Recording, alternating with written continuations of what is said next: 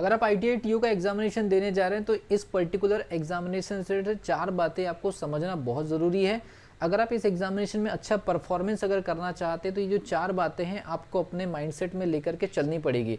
अगर आप इस चैनल पर नए हैं तो चैनल को सब्सक्राइब कर लीजिए, बेल आइकन को प्रेस कर लीजिए। ITI TO 2022 का एग्जामिनेशन होने ही वाला है और इस पर्टिकुलर सिचुएशन में आपको 4 बातों का विशेष ख्याल रखना है। सबसे पहली चीज़ क्वेश्चन रीडिंग। जिस प्रकार से पीईबी ने लेटेस्ट एग्जामिनेशंस कंडक्ट कराए हैं उन सभी एग्जामिनेशंस में क्वेश्चन रीडिंग पर फोकस करना सबसे ज़्यादा इंपॉर्टेंट है।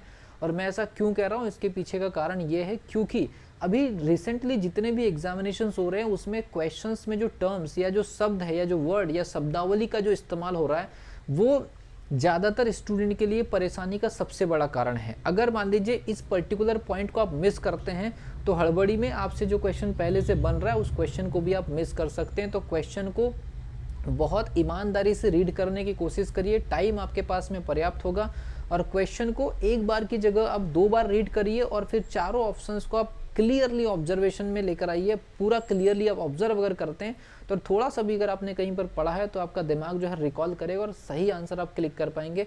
इस समय पीईबी जितने भी एग्जामिनेशंस कंडक्ट करा रही है ज़्यादातर क्वेश्चंस में वो वर्ड का जो शब्दों का खेल खूब चल रहा है। सभी एग्जामिनेशन में शब्दों का खेल खूब चल रहा है। इससे बचने का सबसे एक ही तरीका है, आप क्वेश्चन को केयरफुली रीड करें और ऑप्शंस को बहुत अच्छे से ऑब्जर्व करें। ये मैक्सिमम 90% स्टूडेंट ऐसी गलती करते हैं और उनको 10 नंबर का सीधा नुकसान हो जाता है एग्जामिनेशन के अंदर। तो इस चीज़ का आपको ख्याल रखना है। दूसरी सबसे बड़ी बात है, टेक्निकल और नॉन टेक्निकल सेक्शन आपके सामने होगा।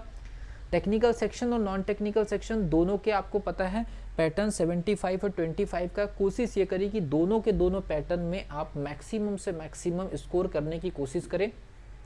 किसी एक सेक्शन के टफ बनने पर आप डिमोटिवेट होने की ज़रूरत नहीं है, जो आपके रेंज में रहेगा उसको आप सॉल्व करेंगे और दोनों के दोनों सेक्शन में परफॉर्मेंस अच्छे से अच्छे निकाल सके ऐसी कोशिश करिए। और दोनों के दोनों सेक्शन में अच्छी परफॉर्मेंस निकलेगी तो ही एक अच्छा रिजल्ट बन सकता है। तीसरी कंडीशन ओवरव्यू। एग्जामिनेशन होने के बाद स्टूडेंट क्या कहते हैं या यूट्यूब पर कोई टीचर क्या एनालिसिस करा रहे हैं, इसके ऊपर ज़्यादा अगर आप फोकस करेंगे तो आपके दिमाग में एक पेन सिचुएशन बनेगी, आपके दिमाग में एक डर पैदा होगा, एग्जामिनेशन को लेकर के फ्रस्ट्रेशन आएगी, दबाव आएगा। इससे बचने के लिए ज़्यादा एनालिटिक्स आपको देखने की ज़रूरत नहीं है। जो आपकी प्रिपरेशन है उसी के अकॉर्डिंग आपकी रेंज में एग्जामिनेशन रहेगा। इसीलिए आप लोगों से रिक्वेस्ट है, ज़्यादा स्टूडेंट के ओवरव्यूज़ और ज़्यादा टीचर्स के ओवरव्यूज़ या उनके एनालिसिस पर अगर आप ध्यान देंगे तो आप अपनी प्रिपरेशन को वीक समझेंगे और एग्जामिनेशन में आप अपने आप को अंडर एस्टिमेट कर सकते हैं। तो ओवरव्यू पर ज़्यादा ध्यान नहीं देना है, बस पैटर्न आपको पता लगना चाहिए कि पेपर कैसा आ सकता है, क्या नहीं आ रहा, उसकी जानकारी होनी चाहिए ताकि आपका माइंडसेट बिल्कुल क्लियर रहे। और चौथी सबसे बड़ी चीज़ है पीईबी का बिहेवियर।